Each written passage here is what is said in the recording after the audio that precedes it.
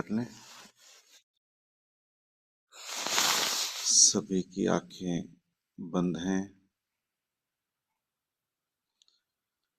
सभी बंद आंखों से हमारे गुरु भगवान देवात्मा जी को अपने ध्यान क्षेत्र में लाते हैं और दोनों हाथ जोड़कर उनको धन्यवाद करते हैं। जो शिक्षा, जो समझ हम तक उन्होंने पहुंचाई है, उसके लिए धन्यवाद करते हैं। उस समझ को जानकर हम सबका जीवन धन्य हुआ।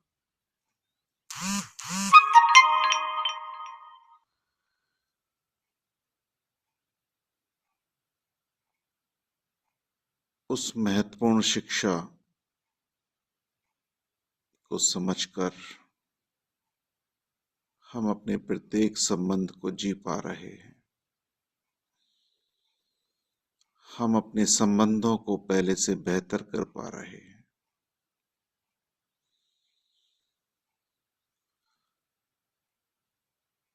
हम उस देव ज्योति से अपनी कमियों को देख पा रहे हैं, उनसे निकल पा रहे हैं। अपने उच्च भावों को बढ़ा पा रहे हैं। अब हमारे जीवन में निम्न भावों का कोई स्थान नहीं है।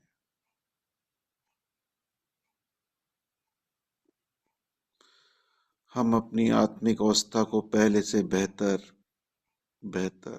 और बेहतर करते जा रहे हैं।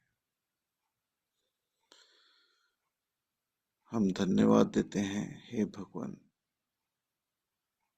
आपने जो हम पर कृपा की है। हम सब का जो ये सौभाग्य है कि हम आपकी शिक्षा को जान पाए, समझ पाए।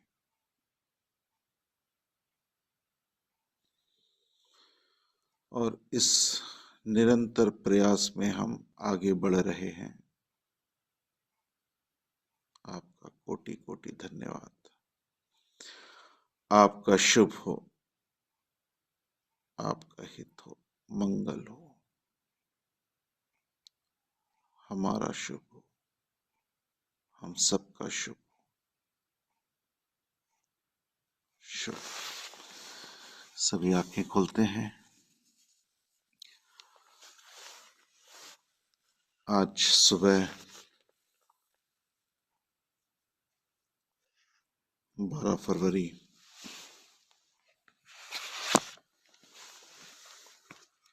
आज जीवन पथ प्रदर्शक,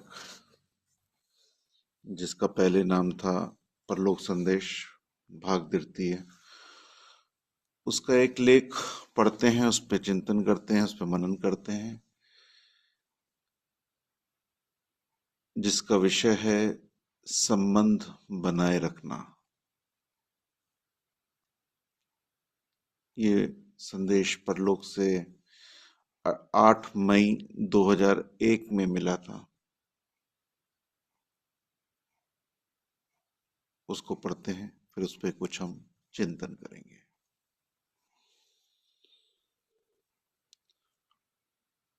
आओ आज देखें कि संबंध तोड़ना कितना आसान है और जोड़ना कितना मुश्किल।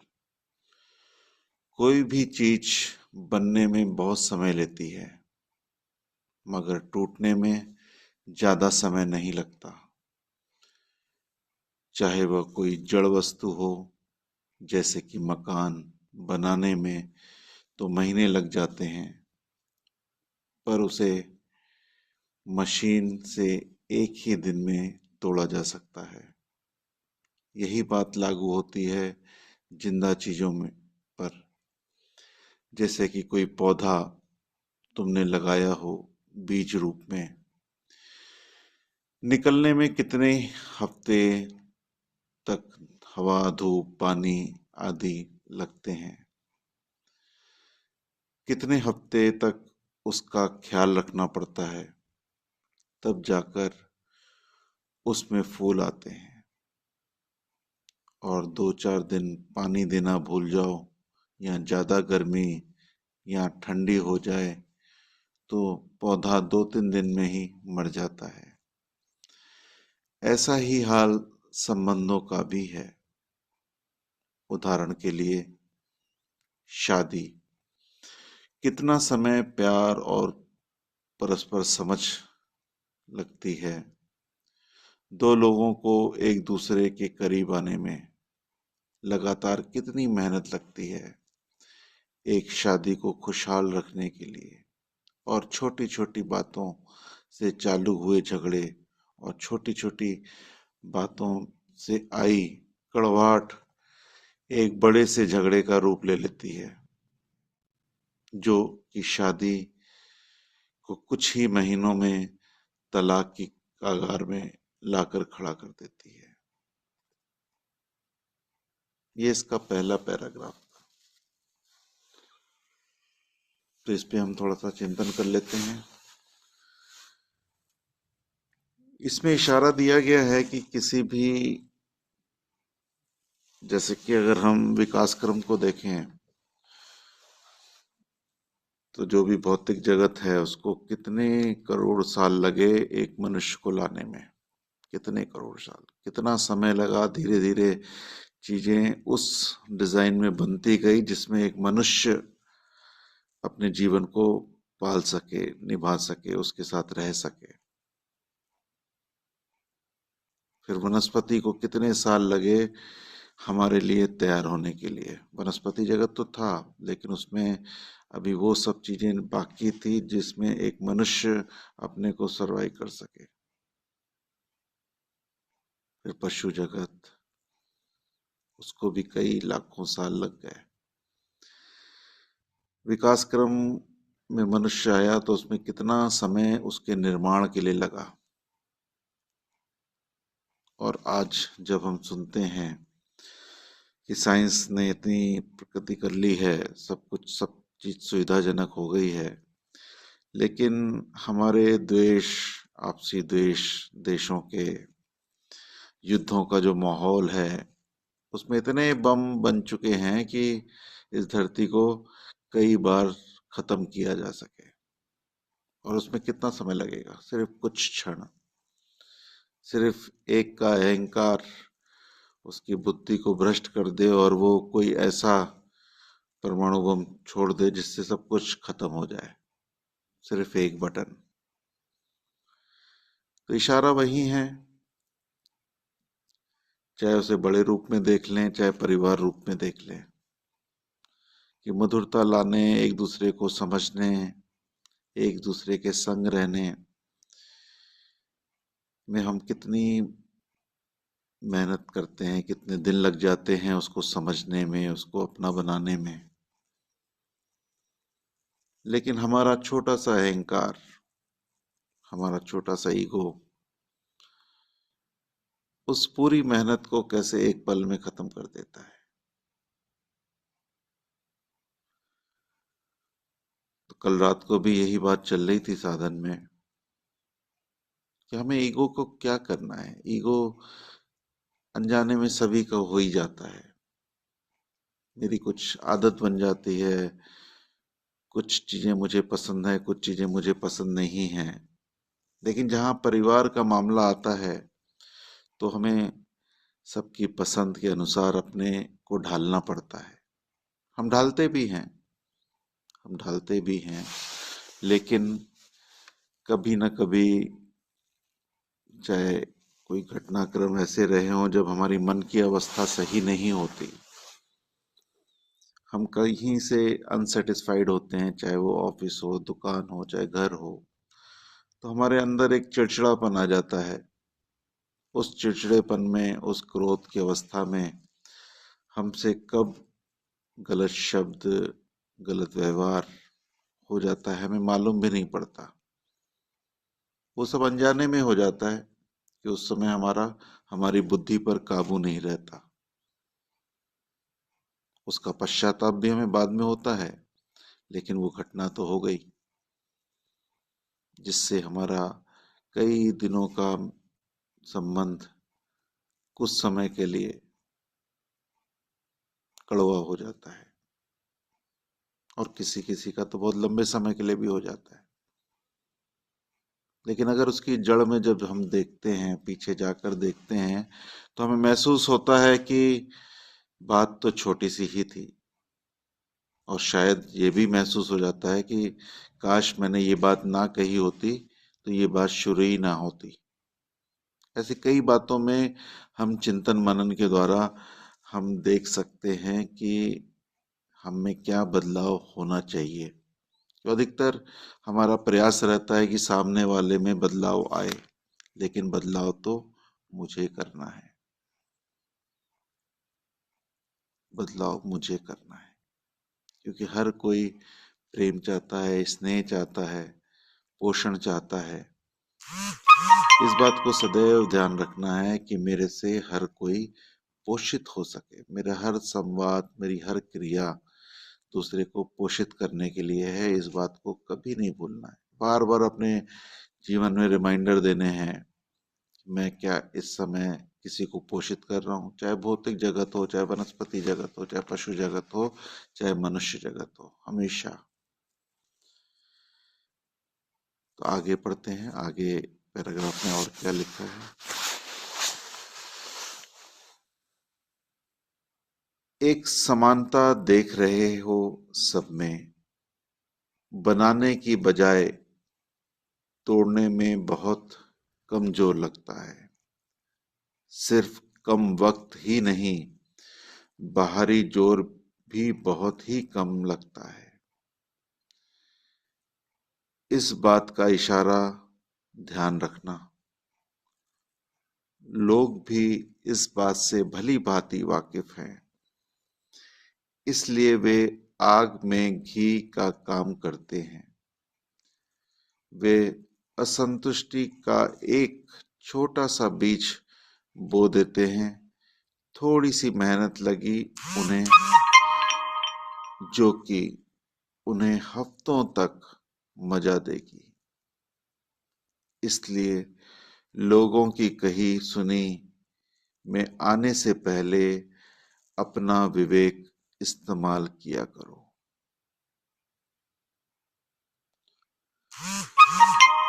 परलोकवासियों के संदेश में फिर विवेक का नाम आया है, जो कल भी चर्चा में था, कई स्कूलों में बात होती है।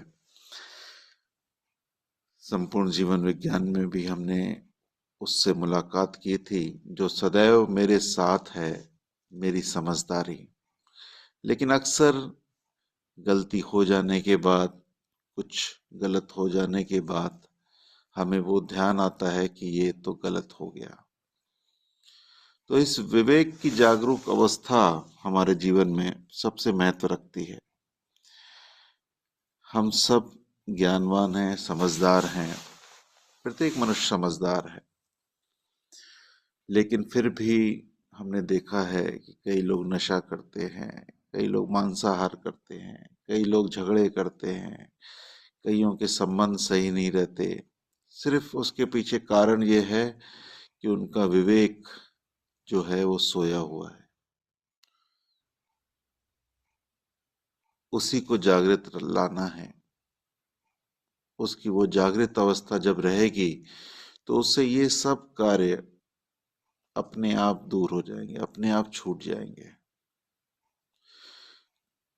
तो हमारे भगवान, हमारे गुरु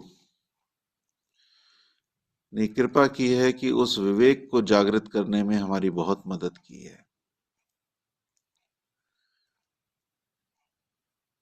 उन्होंने अपनी शिक्षाओं में जो मनुष्य और मनुष्य आत्मा का विषय हमें समझाया है, उसके बाद इस विवेक को जागृत रखना बहुत आसान है। खासतौर से हमारी प्रतिज्ञाएं, क्योंकि शुरू में तो हमें कुछ संकल्प लेने पड़ते हैं अपने विवेक को बेहतर बनाने के लिए। तो वो प्रतिज्ञाएं भगवान ने अपने जोड़ने से ही शुरू कर दी और उससे हमारा विवेक के जागृत होने में हमें बहुत मदद मिली। आज हम कह सकते हैं कि हम कई बुराइयों से दूर हैं। हम कई जगह में होश की अवस्था में रहते हैं। हमें मालूम है कि संबंधों को कैसे निभाना है। हम उन बातों में नहीं आते जो हमारे को गलत भाव पर ले जाती है, निम्न भाव पर ले जाती है। हमारा प्रयास रहना चाहिए कि जाने अनजाने में भी हमारे में किसी के प्रति निम्न भाव ना आए, चाहे वो किसी के द्वारा बताए गए हों। अधिकतर होता है, लोगों की आदत होती है वो अपने को बेस्ट करने के लिए दूसरे की किसी ना किसी कमी को ज्यादा उजागर करते हैं, ज्यादा करके बताते हैं और हम भी उसी लय में उसका साथ देते चले जाते हैं। हमें ध्यान देना है कि कोई भी थर्ड पार्टी टॉक, यानी जब दो जन मिल रहे हैं तो तीसरे के प्रति हमें सदैव वो शब्द बोलने हैं जो हम उसके सामने बोल सकें। जो उसके सामने नहीं बोल सकते वो उसके पीठ पीछे भी नहीं बोलने हैं। हम उसके अगर हित चाहते हैं तब भी हम वही शब्द बोलें कि जो उसके सामने भी बोल सकते हैं। और सही शब्दावली में उसकी चुगली ना लग के वो उसके प्रति आपका ख्याल लगे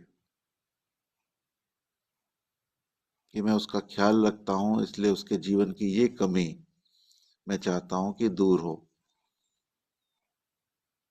जिससे उसका और अधिक विकास हो सके। हमारी कल्पना में भी यही बातें आए। किसी के लिए जब शुभकामना कर रहे हैं तो यही शुभकामना रहे कि उसका शुभ कैसे हो, वो अपनी गलतियों को देख सके, वो नेचर के नियमों को समझकर अपने जीवन को पहले से बेहतर बना सके, वो अपने स्वास्थ्य के प्रति जागरूक रहे, जैसे उसका खान पान बदले।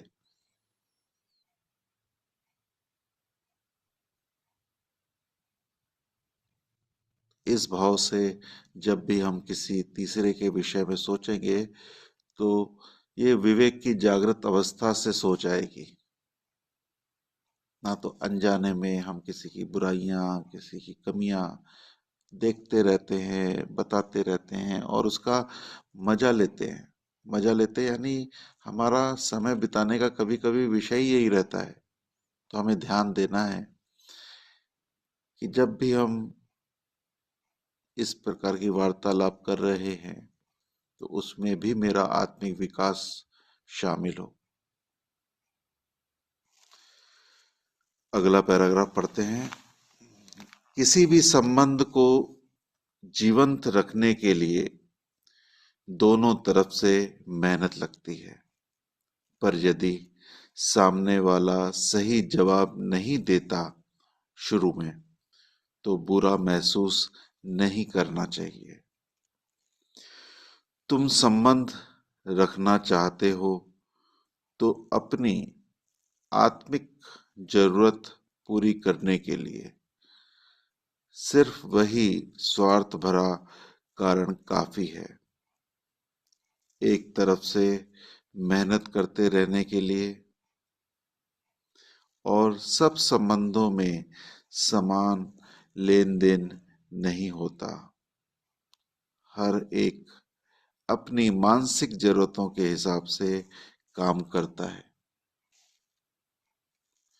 कोई अमीर इंसान यदि किसी गरीब को दान देता है तो क्या उसके बदले में कुछ पाने की आशा करना चाहिए उस गरीब से? नहीं। तो अगर कोई अपनी आत्मिक खुशी को सोचकर कोई संबंध रखना चाहता है तो उसे अपनी तरफ से मेहनत करते रहना चाहिए, चाहे वह कुछ समय के लिए एक तरफा ही क्यों ना हो। समझे? तो इस पैराग्राफ में हमें ये बात पकड़ में आती है कि किसी भी संबंध को जीवंत रखने के लिए दोनों तरफ से मेहनत लगती है। लेकिन अगर मैं हर पल किसी से सही की उम्मीद करता हूं और उसको ना देखकर अपने व्यवहार को बदलता हूं, तो इसमें हमारी ही आत्मिक हानि होती है कि उसके प्रति हमारे निम्न भाव आने शुरू हो जाते हैं। तो हमें ये सदैव ध्यान रखना है, इस विषय में हमें स्वार्थी होना है कि मेरा आत्मिक बल कम ना हो। आत्मिक बल कम ना हो तो उसके कुछ जवाबों को हमें निग्लेक्ट करना पड़ेगा, अनदेखा करना पड़ेगा, क्षमा करना पड़ेगा। और फिर उस अवस्था से जब हमारा व्यवहार निकलेगा तो संभावना बनती है कि सामने वाले का व्यवहार बदले।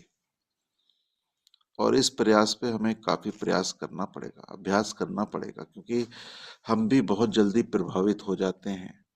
हम सबको देखना चाहिए कि हम सब बहुत जल्दी प्रभावित होते हैं,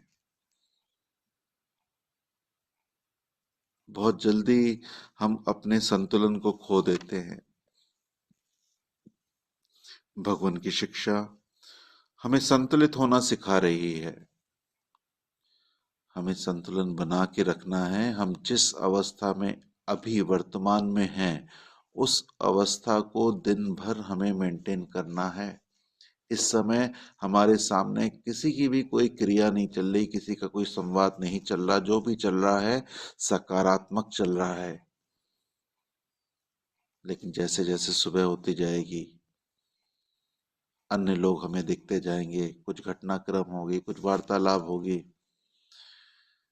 कुछ वो लोग भी सामने आएंगे जो हमें बहुत अच्छे लगते हैं, और कुछ वो लोग भी आएंगे जिसके लिए मेरे मन में कुछ द्वेष है, ईर्ष्या है। वहीं इस संतुलन को बना के रखना है, और वहीं हमारी समझदारी, हमारा विवेक हमें मदद करता है। और एक बार इसका अभ्यास हमारा हो गया तो निरंतर उस आनंद को हम पा सकते हैं।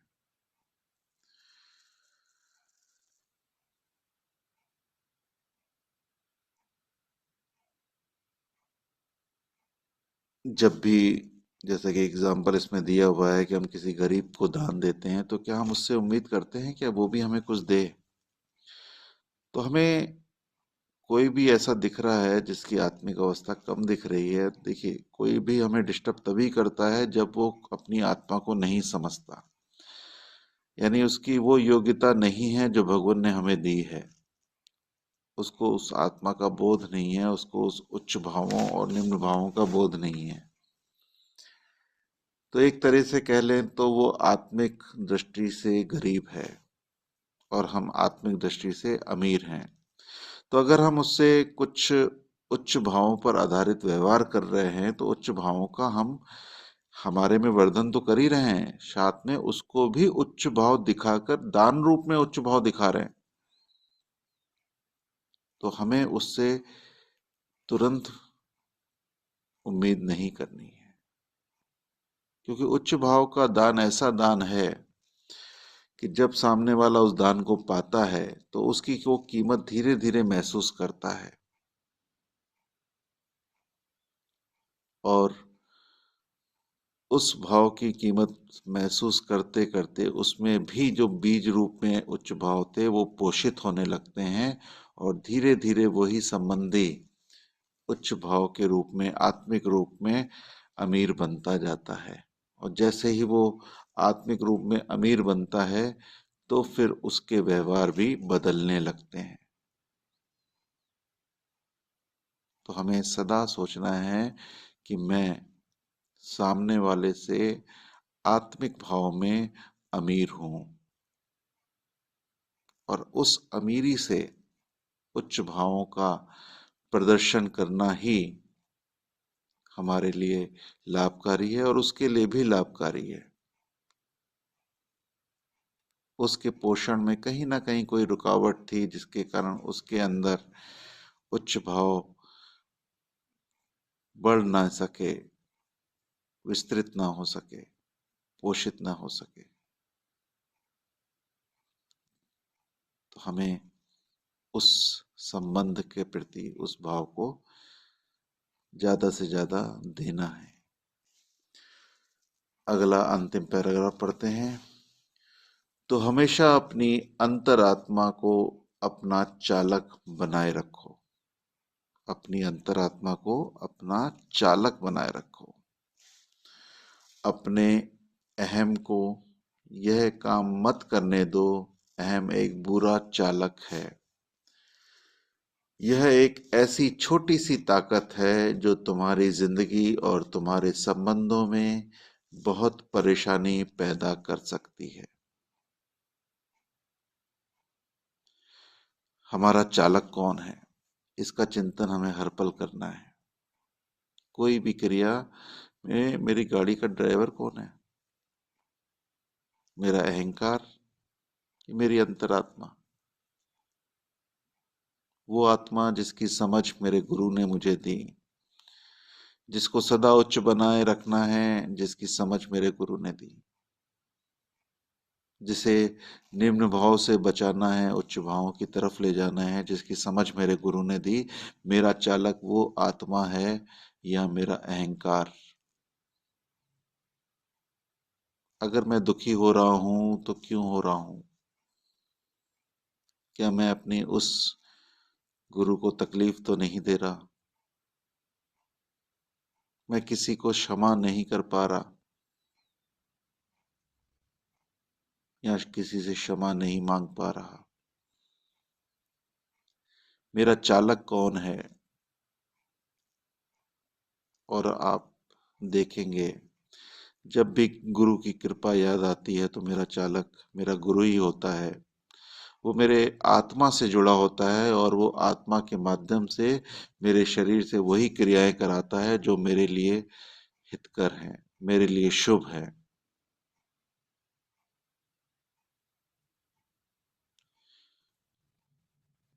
तो सदैव हमें अपने चालक का ध्यान रखना है। अगर मेरे जीवन में कहीं कड़वाहट घुल रही है तो उस समय कौन सा चालक मुझे चला रहा था? और जब मैं बहुत आनंदित हूँ, शुभ में हूँ, कृपाओं को याद कर रहा हूँ, तो मेरा चालक मेरी वो उच्चतम अवस्था में जो आत्मा बन रही है वो है। हर पल मैं उच्चतम की तरफ चल सकूं। इस अध्याय से हमें ये बात पकड़ में आती है, मेरे सारे संबंध पहले से बेहतर हो सके। इस चिंतन को जानकर क्या बात पकड़ में आई, क्या बात सीखने को मिली? कल जैसे बात चल रही थी ना कि हम सुनते भी हैं, सीखते भी हैं। तो इस समय हम सीख रहे हैं या सुन रहे हैं? सीख रहे हैं तो कौन सी बातें ऐसी पकड़ में आई जिसमें मैं उस पे कार्य कर रहा था या कार्य करना बाकी था, या किसी और को भी इस विषय में जागृत किया जा सकता है? तो किसी का कोई भाव प्रकाश हो तो जरूर करें।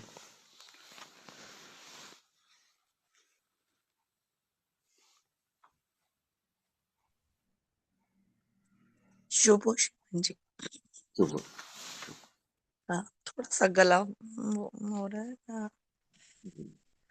हाँ, ये अभी जाना हुआ शादी में मेरा को, तो उसी में ही था कि मेरा जाने का भी यही था कि वाक्य में सिस्टर के साथ गई कि भाई संबंध पोषे, तो कि भगवान की शिक्षा वाकई हमें कहाँ से कहाँ निकाल के पहुंचा देती है कि भाई अभी वो मतलब भगवान की शिक्षा से नहीं जुड़े,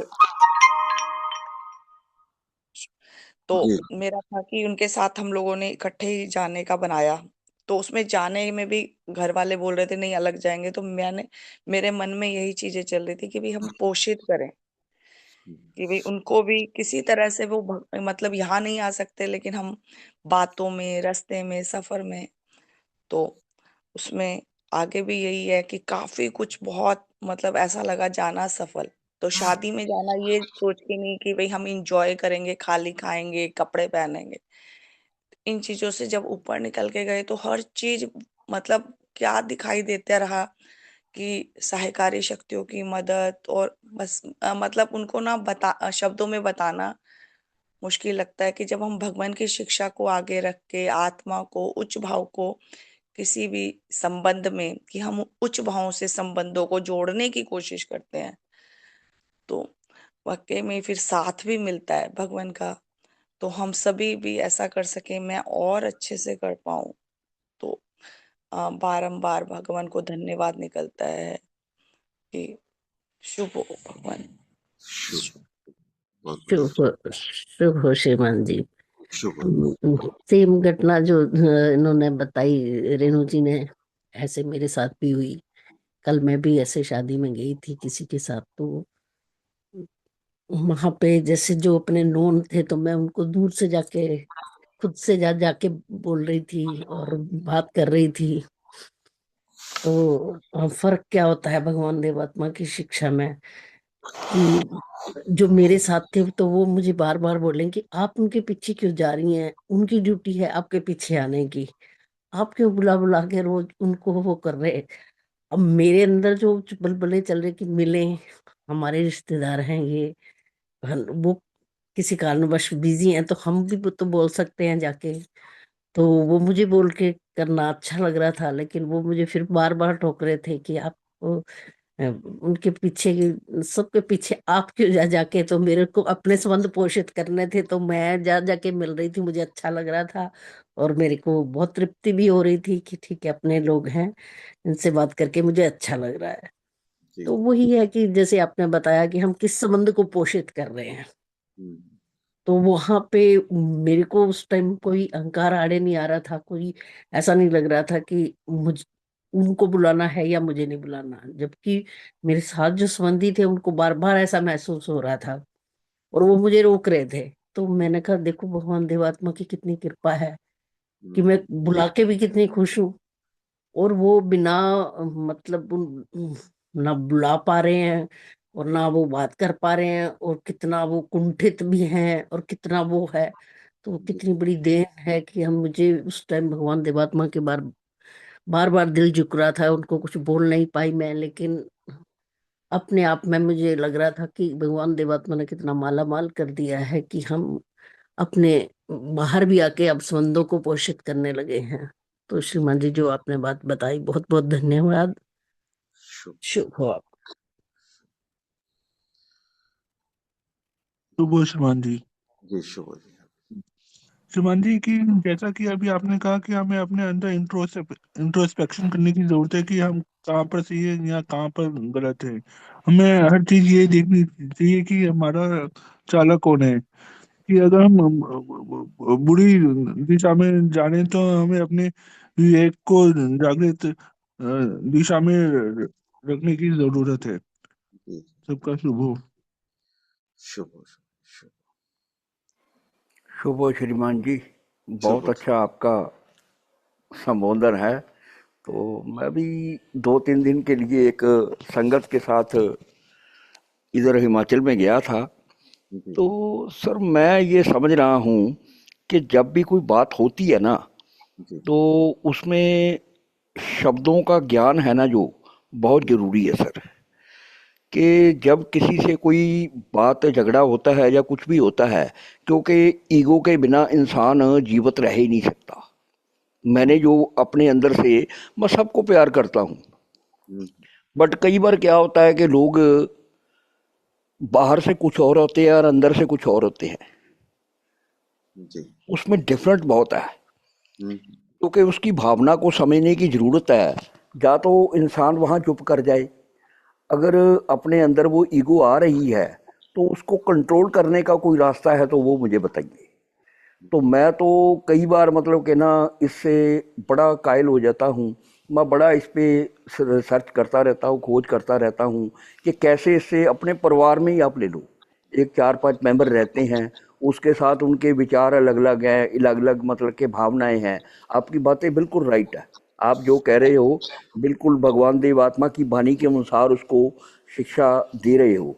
बट मैं जब देखता हूँ ना, वहाँ भी जाके मतलब के मंदिरों में, आप कहीं शादी पे जाते हो, कहीं गुरुद्वारे में जाते हो, कहीं भी जाते हो, वहाँ भी वही बातें हैं। मतलब कि इंसान फिर वो शांति की दौड़ के लिए तो वहाँ जाता है कि मुझे अंदर से, अंतरात्मा से शांति प्राप्त हो। तो उससे बेटर तो मैं अपना जो है, अपना परिवार, अपना समाज, अपना घर, उसको ज़्यादा मैं बेटर समझता हूँ। क्योंकि आपका समय नहीं है आपके पास, फिर कभी बातचीत होगी तो मिलेंगे, आएंगे कभी रुड़की में, तो बैठ के इस बात को डिस्कस करेंगे। धन्यवाद आपका। जी जी, बहुत बहुत सबका शुभ हो, मंगल हो। श्रीमान जी के विचार बहुत अच्छे हैं। कल भी मैं सभा नहीं सुन पाया, तो मेरे को लिंक नहीं मिल रहा था। मेरा मेरे पास मोबाइल भी वैसा ही है, सिंपल सा टूटा हुआ, ज़्यादा वो उसमें इंस्ट्रूमेंट नहीं है। तो चलो जितना हो सकता है फिर भी जुड़े रहते हैं। धन्यवाद आप आप में सबका। आप में ग्रुप में जुड़ने का इनविटेशन आया होगा, उसको रिसीव कर लें तो अपने आप नहीं, आप ग्रुप में। मैं रिसीव किया है, बट उसमें बार बार ना निकल रहा हूँ मैं, पता नहीं क्या मेरे को प्रॉब्लम आ रही है। आप दोबारा भेज देना, मैं जी चेक जी कर लूँगा उसको। मतलब कि तो मेरे को आपने सुबह सुबह मतलब कि मेरे को नोटिफिकेशन मिला था, तो मैंने जब उस पर क्लिक किया ना, तो फिर मैं उसमें बाहर निकल गया, पता नहीं कैसे हो गया, मेरे को उसके बारे में नहीं पता। क्योंकि ऐसे है ना, बेटियां थी दो, अपने घर चली गई। तो बेटा है वो अपनी, उसकी लाइफ है, ठीक है, वो अपने स्टूडेंट के साथ, अपने बच्चों के साथ जैसा भी रहता है, ठीक है। तो मैं उसको मतलब कि कहता नहीं हूँ ज़्यादा, ठीक जो है। भी है ठीक है। हाँ श्रीमान जी, धन्यवाद आपका, है शुभ। बहुत अच्छा है। हाँ, शुभ हो सबका। अच्छा है। तो शिपान जी का जो प्रश्न था कि अपने ईगो को कैसे हम कंट्रोल करें, तो वाकई है, ईगो तो सभी में स्वाभाविक रूप से आता ही है और वो हमारा मददगार भी रहता है कई जगह पर, हमारा सेल्फ कॉन्फिडेंस के रूप में। लेकिन बस जहाँ संबंधों की बात आती है, और क्योंकि देखिए हम अकेले नहीं रह सकते, प्रैक्टिकल नहीं है, लेकिन अनजाने में कई लोग अपने ईगो को इतना बड़ा कर लेते हैं कि मजबूरन उन्हें अकेला रहना पड़ता है, क्योंकि वो अपने ईगो को सबसे बड़ा दोस्त समझते हैं अपना, और उसी को बचाने के प्रयास में वो संबंध धीरे धीरे टूटते हैं। तो हमें ये देखना है कि ईगो जरूरी है, लेकिन वो इतना बड़ा नहीं है जिसमें हमारे संबंध खराब हो जाएं। तो संबंध का हमारे जीवन में ज्यादा महत्वपूर्ण स्थान है। भगवान ने भी 16 संबंधों की बात बोली है। तो इसलिए हमें हमेशा संबंधों को पहले रखना है, ईगो से पहले रखना है। ईगो रखें भले, लेकिन उसमें ईगो रख के अगर मेरा कोई संबंध टूट रहा है जो कि मेरे लिए आवश्यक है, जिससे मैंने लाभ पाए हैं और मैं लाभ पा रहा हूँ, लाभ से मतलब है कि जो मेरा पोषण हो रहा है उन संबंधों से ही हो रहा है। मेरे ईगो से मेरा इतना पोषण नहीं होता जितना मेरा संबंधों से होता है। और वो ईगो बनता भी उन संबंधों से ही है। जब हमारी कोई तारीफ करता है, कोई हमें पोषित करता है, तो हमारा ईगो डेवलप होता है। पोषण जब होता है ना, तो उसमें ईगो ही डेवलप होता है। उस ईगो के डेवलप होने से हमारी कुशलता बढ़ती है आगे, लेकिन फिर वही ईगो मेरे को एक ऐसी जगह पे खड़ा कर देता है कि मैं फिर उससे नीचे देख नहीं पाता। तो उस सब के पीछे कारण भी संबंधी होते हैं, ईगो बनने के पीछे भी, कि मेरे को घर में विशेष बोला जा रहा है तो मैं धीरे धीरे अपने वो विशेष समझता हूँ, और फिर दूसरे को सुनना बंद कर देता हूँ। उसकी कोई बात मुझे चुभती है कि मैं ऐसा तो नहीं, मेरे तो इस टाइप से हमें दिखता है। लेकिन हमें हमेशा ध्यान रखना है कि संबंध पहले है, ईगो बाद में। यानी ईगो झुका लिया, टूटा नहीं, कुछ पल के लिए हमें उसे कंट्रोल करना है बस, और संबंध मधुर बनते जाएंगे, ईगो भी साथ चलता जाएगा। संबंधों के आड़े उसे नहीं लाना है। तो इस समझ को, ये तब तो है वाकई, इसमें मेहनत तो लगेगी, इसका अभ्यास हमें बार बार करना पड़ेगा। क्योंकि पहले मेरे साथ भी यही प्रॉब्लम थी। जब समझे भगवान से नहीं जुड़ा तो ये बहुत बड़ी प्रॉब्लम थी। उसके बाद भी प्रॉब्लम बनी रहती थी, लेकिन पिछले कई सालों से वो चीजें पकड़ में आने लगी हैं। देखना हुआ है। अभी भी कभी कभी होता है, गलती होती है, लेकिन तुरंत समझ में आती है गलती समझ में आती है, तो बस उस समय वही ध्यान आता है कि मेरा चालक कौन था। हमारी अवेयरनेस हमें उस चीज से बाहर निकाल सकती है कि मेरे को अपना चालक तो समझ में आए। ईगो से मैं कोई अपना संबंध खराब कर रहा हूँ, मेरे को ये बात समझ में आनी चाहिए ना, तो हमें वो समझ में ही नहीं आता कि ये सब दोष ईगो का है जिसको मैंने मुख्य मान रखा है। तो हमें उस पर काम करना है, मेहनत करनी है, अभ्यास करना है, और धीरे धीरे अपने कंट्रोल में उसको लाना है, उसके कंट्रोल में अपने को नहीं रखना है। तो ये चिंतन निकल के आता है। सभी अभ्यास करें इसमें, जिसको ये प्रॉब्लम है तो अभ्यास करें, अभ्यास से सब चीजें हो जाती हैं। शुभ श्रीमान जी। शुभ मैं शुभ।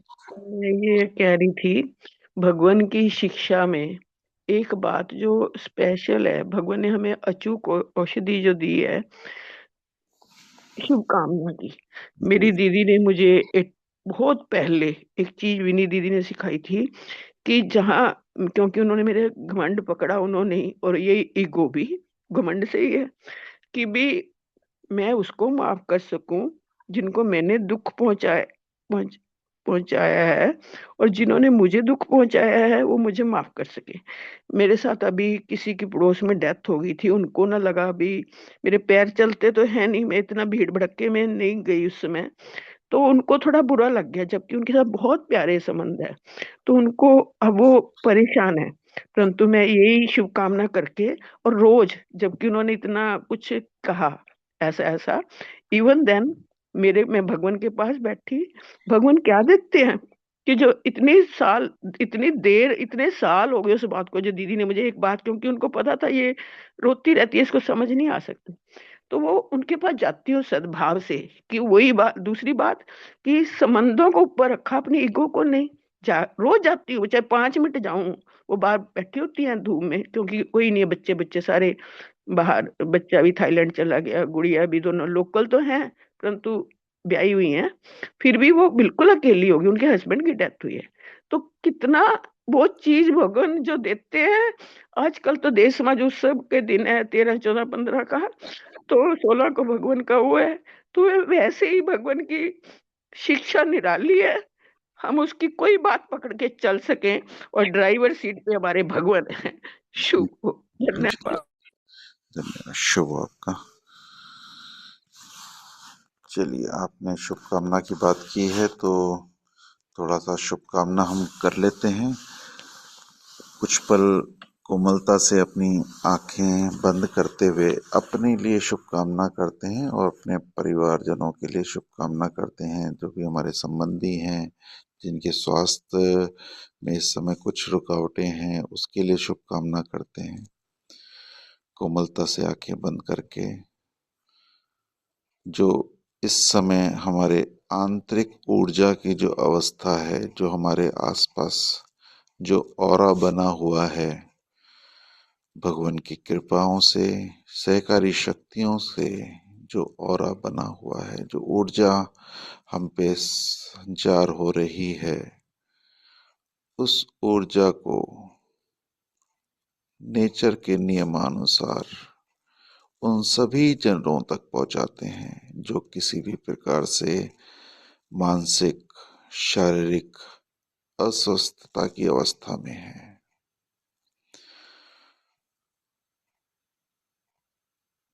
चाहे मेरे शरीर का कोई भी अंग जो इस समय तकलीफ में है, अस्वस्थ है, उस तक वो ऊर्जा पहुंचाते हैं। चाहे वो मेरा लंग्स है, मेरा हार्ट है, मेरी किडनियां हैं, मेरे अन्य ऑर्गन्स हैं, जिनको किसी भी प्रकार की रुकावट है, वो ऊर्जा उसको बेहतर अवस्था में लाए। मेरी नाड़ियों में जो भी रक्त प्रवाह चल रहा है वो स्वच्छ हो, वो ऊर्जा उस पे भी काम करे। मैं देख पा रहा हूँ अपने शरीर के अंदर जहाँ भी जो तकलीफ है, मैं उसको हील कर रहा हूँ। मेरे शरीर का प्रत्येक अंग पहले से बेहतर और बेहतर मुझे सहयोग दे रहा है। फिर अपने शरीर के बाद अपने परिवारजनों को मैं देख पा रहा हूँ, जो मेरे साथ जाग रहे हैं या जो इस समय सो रहे हैं। उनके मानसिक और शारीरिक स्वास्थ्य को बेहतर बनाने के लिए ये ऊर्जा उन पे काम कर सके, वो अपने हित अहित को जान सकें। ऐसी कृपा सहकारी शक्तियां उनकी सोई हुई अवस्था को उनकी आत्मा पे कार्य करते हुए उनको और सकारात्मक बना सके।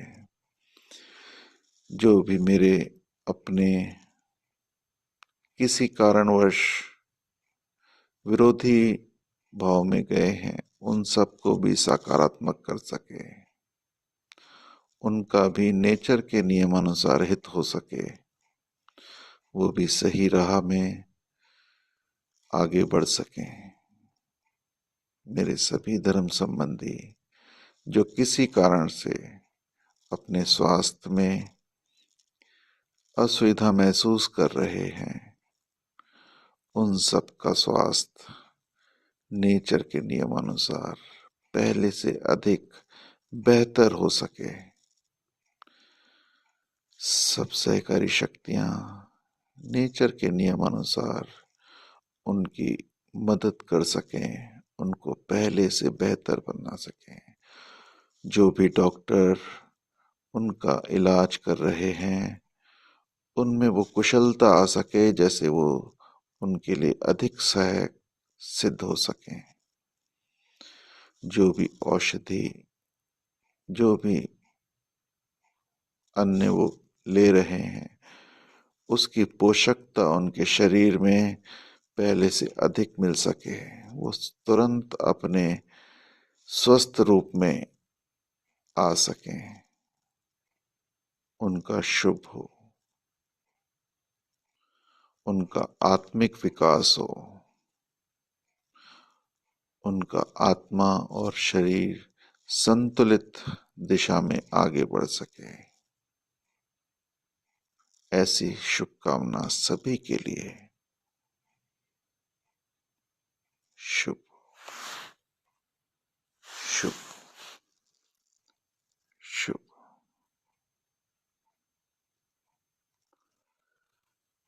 सबको बहुत बहुत धन्यवाद। आज के सत्र में जो विषय हमने सुना और हमारा चालक कौन है, आज दिन भर इस पे विचार रखें कि इस पल मेरा चालक कौन है, इस पल मेरा चालक कौन है। तो यही अवेयरनेस की अवस्था है। मेरे ईगो को कब सामने आना है, कब नहीं आना, उसका होश बना रहे। उस होश के साथ आज का हर पल हम जिएं और अनुभव महसूस करें कि अन्य दिनों से आज का दिन हमें कैसा महसूस हुआ। तो यही अनुभव है जो हमें निरंतर उच्चतम की ओर ले जाता है। मेरा वो आनंद, जो आंतरिक खुशी है, जब मेरा चालक मेरी आत्मा रहती है और जो गुरु शिक्षा से प्रभावित होकर विशेष बन रही है, तो जब चालक वो रहती है तो स्वाभाविक रूप से हमारा आनंद अलग अवस्था में होता है, हमारे आंतरिक खुशी अलग अवस्था में रहती है। इस खुशी को ही महसूस करना मुख्य है। स्वाद अनुराग, हमारी इंद्रियां हमें खुशी तो देती हैं, लेकिन जो निरंतर खुशी है वो चालक के ऊपर डिपेंड करती है कि आपका चालक कौन है। तो हमारा धन्यवाद भगवान को सदा सदा सदा के लिए है, जो इस महत्वपूर्ण शिक्षा से हम सबको नहला दिया। समझिए, कण कण में हमारा जो शुद्धिकरण है, जब हम उच्च भावों की बात करते हैं तो एक एक कोना कोना हमारे शरीर का रोम रोम ऊर्जावान हो जाता है। अलग ही महसूस होता है। इस समय हम सब अपने में कुछ अलग एनर्जी महसूस कर रहे होंगे, तो ये वही सकारात्मक ऊर्जा है जिसको हमें साथ लेकर जीना है, अपने संबंधों में बांटना है। हम इस समय धनी हो रहे हैं, हम सब अमीर हो रहे हैं इस पल में, और इसी अमीरी को हमें दिन भर बांटना है। और मजे की बात है, ये बांटने से कम नहीं होती, और ज्यादा बढ़ती जाती है। तो सबका शुभ हो, सबका धन्यवाद। श्रीमान जी, शुभ आज हो का श्रीमान जी, शुभ हो।